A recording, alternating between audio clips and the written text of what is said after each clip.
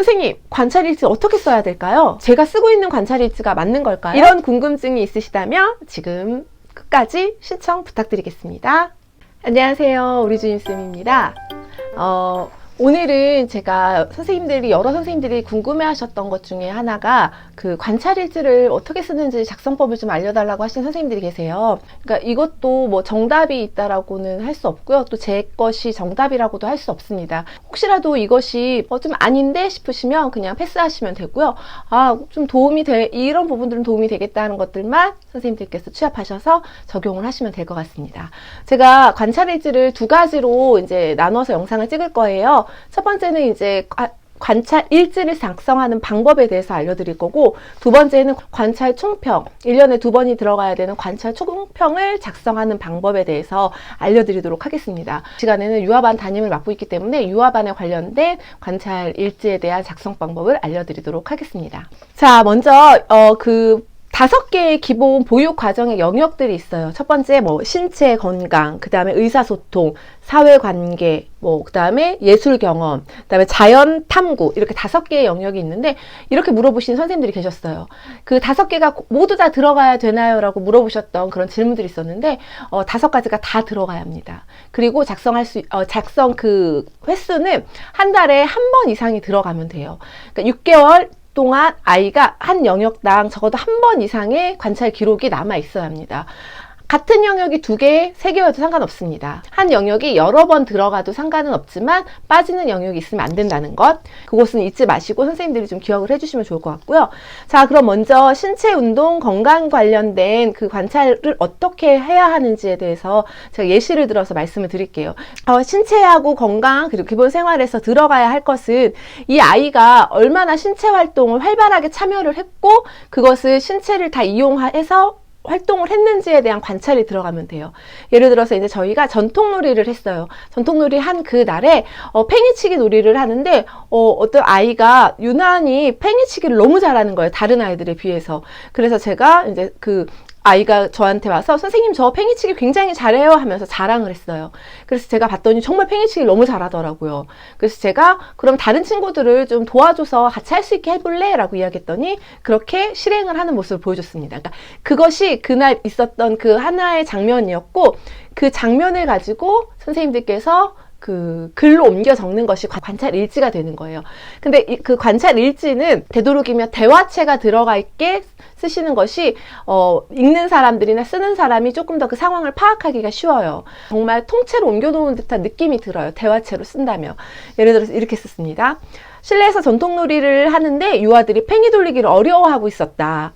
철수가 선생님 저 잘 돌릴 수 있어요 하고 보여주었는데 정말 잘 돌리는 모습을 보여주었다.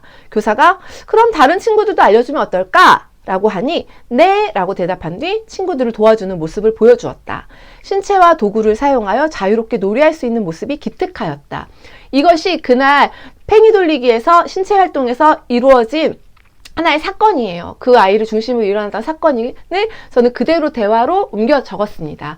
그리고 나서 이제 관찰 내용 옆에 이제 따로 해석이 들어갔는데 어떻게 들어갔냐면 철수가 신체와 다른 도구를 활용하여 신체 활동을 하는 모습을 보니 대근육과 소근육이 잘 발달한 것 같다라고 제가 해석을 해놨어요. 그러니까 그 관찰 내용이 이루어진 것을 재평가를 옆에다가 하나를 해놨는데 그런 식의 제가 해석을 적어 놓았습니다.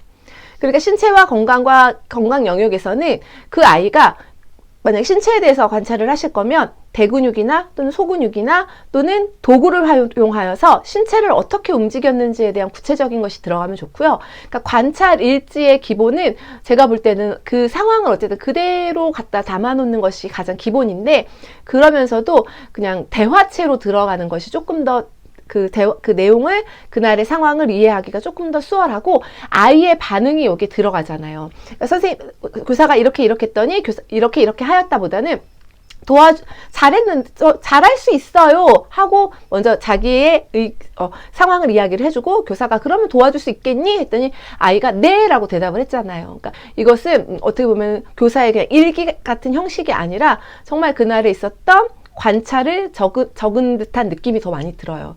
그래서 제가 웬만하면 선생님들한테 그 관찰 일지를 쓰던지 아니면 하루에 일지 총평을 쓸 때는 되도록이면 대화의 채로 쓰라고 이야기를 해요. 그 이유는 선생님들께서도 그렇게 대화체로 쓰다 보면 내 주관적인 생각만 들어가지 않고 아이의 반응, 그리고 아이의 생각도 같이 들어갈 수 있다는 장점이 있습니다. 의사소통 영역에서는요, 아이가 의사소통을 통해서 이루어야 하는, 수행해야 되는 그런, 기본적인 사항들이 있어요. 예를 들어서 대화를 통해서 주제를 정확히 파악을 했다. 또는 이제 아이가 대화를 통해서 그 상황에 맞는 문장을 이야기를 했다. 또는 대화를 통해서 다른 친구의 이야기를 경청을 해주었다. 또는 대화를 통해서 자기의 생각을 긴 문장으로 이야기했다. 이것이 의사소통에서 아이가 이루어야 하는 실행 목표가 되는 거예요. 제가 적은 것을 한번 제가 예를 들어서 말씀해 드릴게요. 점심을 먹고 있는데 철수가 교사에게 와서 선생님, 영희가 주먹밥을 바닥에 떨어뜨렸어요 라고 이야기했다. 교사가 그걸 왜 철수가 이야기하니? 영희가 와서 이야기해야지. 영희에게 떨어뜨린 밥 가지고 오면 새 밥으로 바꿔준다고 해 라고 하니 한참 뒤에 시무룩한 표정으로 영희가 왔다. 교사가 영희야, 영희가 실수한 건 선생님한테 직접 이야기하는 거야. 친구 시키는 것이 아니고 앞으로는 직접 와서 이야기해 줄래? 라고 하니 고개를 끄덕여 보였다 라고 이날 관찰을 제가 썼어요. 그러니까 아이가 밥을 먹다가 밥을 떨어뜨렸어요. 그런데 그것을 본인이 선생님한테 와서 이야기한 것이 아니라 다른 친구를 시켜서 자기의 상황을 전달하게 한 거예요. 그러니까 어떻게 보면 의사소통 영역에서 아까 이루고자 하는 그 계획, 그 목표가 있다고 했잖아요. 자기의 상황이나 자기의 생각을 문장으로 말할 수 있어야 된다라고 했는데 이 아이는 자기의 생각과 자기의 그 상황을 교사에게 와서 직접 문장으로 말한 것이 아니라 친구를 통해서 말을 했어요. 그러니까 이런 부분에 대해서 이제 제가 대화를 통해서 이 아이의 상황과 교사가 이야기했던 상황을 적었습니다. 그 다음에 여기 해석으로 어떻게 들어갔냐면 영희가 평소 교사에게도 이야기 잘하고 친구들과도 잘 지내는 편이지만 영희 스스로 잘못한 일에 대해서는 숨고 싶어하는 모습을 보이는 것 같다. 앞으로는 자유롭게 자신의 생각을 직접 이야기할 수 있도록 격려해야겠다. 그러니까 이 아이의 부족한 점이 그거예요. 평소에는 잘 이야기하지만 자기에게 불리한 상황이 있거나 자기가 좀 부족한 부분이 있을 때는 직접 얘기하지 못하는 그런 상황들이 있어요. 그래서 조금 더 자기의 생각을 자유롭게 표현할 수 있도록 이 아이는 좀 격려해 주어야 될 필요가 있다라고 제가 이제 이 의사소통 영역을 통해서 이 아이의 해석이 들어간 거예요. 자, 그래서 의사소통 영역은 그렇게 작성을 하시면 되고요. 그 다음에 사회관계 영역은 사회관계에서 아이가 이루어야 할 그 실행 목표는 무엇이냐면 다른 친구들과 서로 협력을 하는지, 그리고 다른 친구의 필요를 알고 이렇게 채워줄 수 있는지, 그리고 교사의 이야기를 경청하고 다른 친구들과의 그런 의견을 서로 주고받을 수 있는지, 또는 하고 싶은 놀이를 위해서 적극적으로 친구에게 다가가는지, 또는 주변 친구들과 놀이하고 이야기할 수 있는 그런 분위기를 아이가 만들 수 있는지를 사회관계에서는 좀 그 실행 목표로 아이들이 이루어줘야 하는 그런 부분이 있어요. 그래서 저는 독서 활동을 하는데 철수가 읽고 있던 책을 하나가 읽고 싶어 하니 철수가 조금만 기다리고 있어. 내가 읽고 너 읽을 수 있게 해줄게. 서로 한 번씩 번갈아 가며 읽자라고 이야기하여 교사가 우와, 철수는 말을 너무 예쁘게 잘한다. 맞아. 나 혼자 읽겠다고 욕심 부리는 것이 아니라 친구와 서로 이야기를 통해 순서를 정하는 거야. 다른 친구들과 이런 상황이 되면 철수처럼 이야기해줘 하고 이야기하니 모두들 네 라고 대답하였다. 내가 아닌 다른 사람도 배려할 수 있게 된 것 같아 철수를 보면서 기특한 생각이 들었다. 아이의 상황을, 그러니까 자신의 상황을 다른 사람에게 전달을 잘했어요. 그러니까 이게 어떻게 보면 의사소통이 아닐까요? 라고 하지만 이것은 말로써 끝내는 것이 아니라 아이와 아이대 두 아이가 서로의 관계를 협력하고 돕고 이런 것들이 제 주된 포커스로 저는 맞춘 거예요. 그래서 이것은 저는 사회관계에 집어넣었습니다. 그렇다면 이것에 대한 해석은 어떻게 들어갔냐면 철수가 내가 아닌 다른 친구를 배려할 수 있고 바른 언어로 의사소통할 수 있는 모습이 너무 기특하였고 지혜로운 방법을 사용한 모습이 사랑스러웠다라고 제가 해석을 했어요. 그 사회관계에서 이루어야 할 목표 중에 하나가 나 아닌 다른 사람을 생각하고 배려하는 것이라고 아까 말씀드렸잖아요. 그것처럼 이 아이는 이 상황에서 자기 자신 자신도 생각하면서 다른 사람을 배려하는 모습을 보여주었습니다. 그래서 그것을 제가 이제 해석평가에 그렇게 썼습니다. 자, 그 다음에 이제 예술 경험인데요. 예술 경험에는 음률, 뭐 미술 이렇게 들어가겠죠.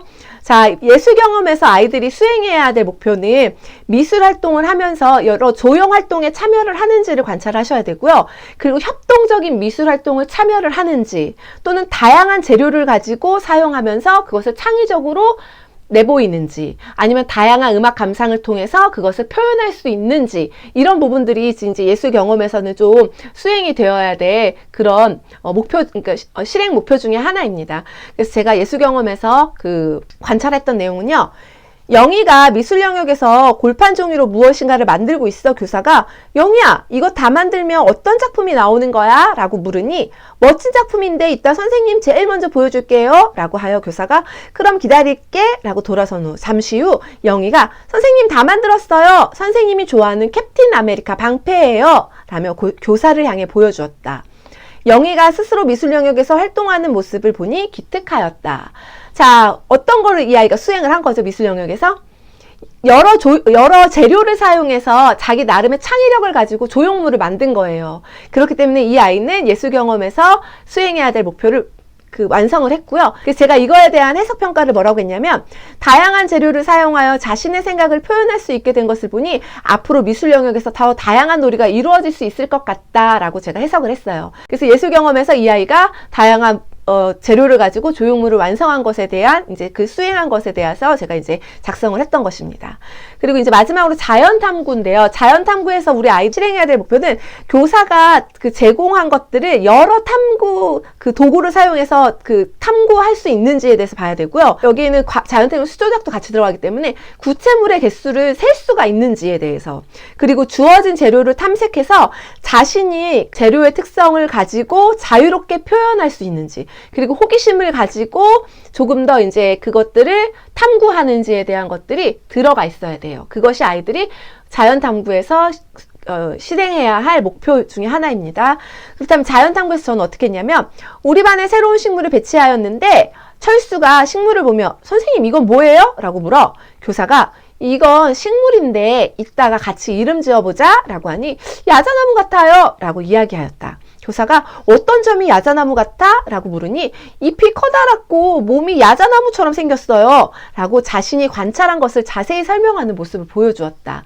이 아이는 어때요? 관찰 영역에 제가 놓은 식물을 보고서 그것만 탐구한 것이 아니라 그것과 비슷한 그러니까 비슷한 점이 있는 다른 식물까지 생각해내서 그것을 두 개를 비교를 했어요. 비교를 하고 자기가 관찰한 것을 교사에게 특징을 이야기를 해줬어요. 그렇기 때문에 이 아이는 제대로 자연탐구에서 탐구 활동을 한 것입니다. 그래서 제가 이것을 해석평가를 어떻게 했냐면 철수가 식물을 다양한 방법으로 관찰하고 그것을 표현할 수 있고 식물들끼리의 특징을 알고 비교할 수 있게 된 것 같아 기특하였다 라고 했어요.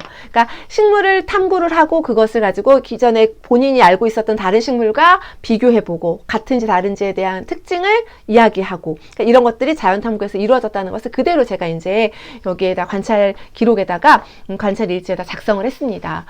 제가 지금 이렇게 보여드린 것은 어쨌든 제가 그냥 저희 반 아이들의 관찰한 것들을 제가 집어넣은 것이에요. 그러니까 여기에는 부정적인 것이 들어갈 수도 있어요. 그 아이가 의사소통에서 무엇인가 다른 친구들과의 말 가운데서 나쁜 언어를 사용했거나 아니면 사회관계에서 다른 친구를 괴롭혔거나 이런 것들이 다 들어가 있어야 되는 거예요. 그냥 제가 예시를 들어서 이제 대화체로 이렇게 이야기를 한 것을 선생님들께서 그냥 한번 들으시고 그것을 적용하시면 그러니까 이런 식으로 써야 되는구나만 생각을 하시면 돼요. 잊지 마셔야 할 것은 유아들은 한 달에 1회 이상의 관찰 기록이 들어가야 되고요. 모든 영역 중에서 하나라도 빠지지 않게 다 들어가야 돼요. 5개 영역이. 그런데 하나의 영역에 2번, 3번이 중복돼도 상관은 없다. 그러나 내용은 좀 다르게 들어가야 된다. 라는 것을 좀 기억을 하시면 될 것 같고요.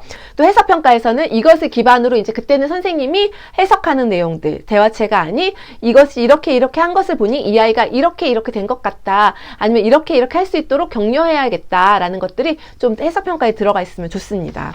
제게 늘 말씀드리지만 제게 늘 100% 정답은 아니에요. 선생님들께서 궁금해하시는 부분들 이제 분명히 아시는 선생님들도 계실 거예요. 너무나 저보다 더 잘하고 계시는 선생님들도 계시겠지만 저에게 이제 문의해주시고 궁금해하셨던 선생님들의 궁금증을 조금이라도 좀 해결해드리기 위해서 작업한 것이니까 선생님들께서 그냥 편하게 들으시고 언어에서는 이거를 수행하는 것을 아이에게 실행할 수 있도록 격려해야겠구나. 또 여기에 포커스를 맞춰서 관찰을 좀 해야겠구나라는 것들을 좀 기억을 하시면 좋을 것 같습니다. 자, 그럼 다음 시간에는 관찰일지를 가지고 관찰 총평을 쓰는 방법 좀 알려드리도록 하겠습니다. 자, 이상 우리 주임쌤이었습니다. 감사합니다.